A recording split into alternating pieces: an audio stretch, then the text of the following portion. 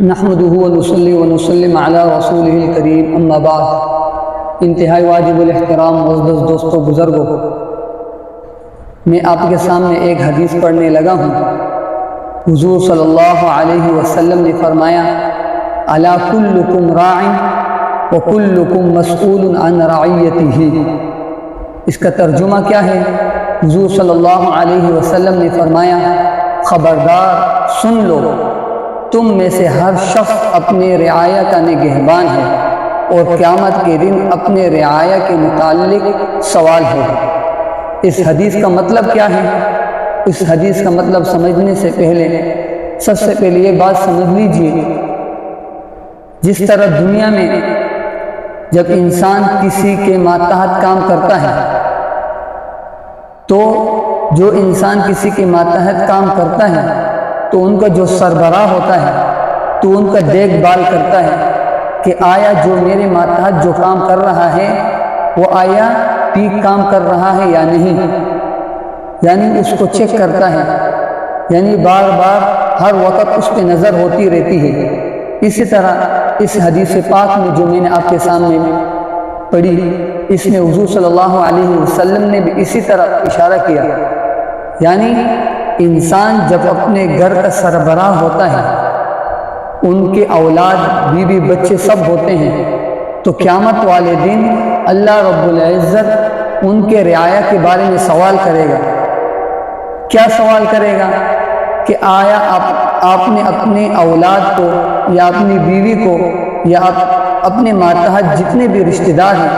آیا آپ نے ان کو دین شریعت پڑھایا یا آپ نے ان کو دینی تعلیم دی، آپ نے ان کو نماز کی دعوت دی، آپ نے اچھے کام کی دعوت دی؟ یعنی ہر انسان کے اندر جتنے بھی اچھی خصلتیں ہوگی ان کے متعلق سوال ہوگا۔ یعنی اگر آپ کا بیٹا یا آپ کی بیوی نافرمان ہے تو اس کے بارے میں آپ سے پوچھو گا کہ آپ نے خود بھی اس حدیث پہ عمل کیوں نہیں کیا اور اپنے رشتہ دار یعنی اپنی بیوی اپنے اولاد کو دین کی طرف کیوں ترغیب نہیں دی۔ اس لیے ہم سب کو چاہیے کہ ہم اپنے اولاد اپنی بیوی تمام حضرات پہ نظر رکھیں، ان کا دیکھ بھال کریں، ان کی اسلامی تعلیم دیں، ان کو دین شریعت کی طرف رجحان کریں، اپنے چھوٹے اولاد کو اپنے قریبی رشتہ دار کو مدرسوں میں داخل کریں، انہیں حافظ قرآن بنائیں، عالم بنائیں، عالم باعمل بنائیں، کیونکہ اللہ رب العزت اسی سے خوش ہوتے ہیں۔ اسی طرح حدیث پاک میں حضور صلی اللہ علیہ وسلم نے فرمایا، ایک حافظ قرآن 10 ایسے رشتہ دار جن کے اوپر جہنم واجب ہو چکی ہوئی، تو اللہ رب العزت اس ایک حافظ قرآن کی بدولت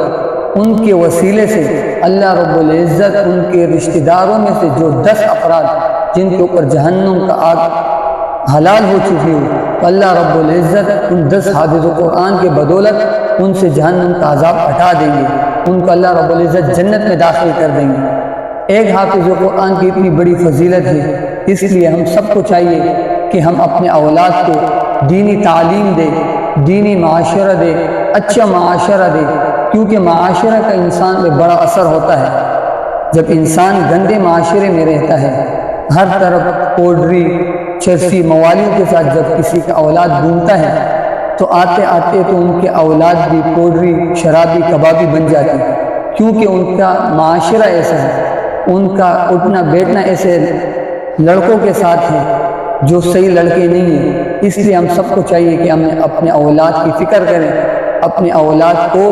صحیح جگہ دیں،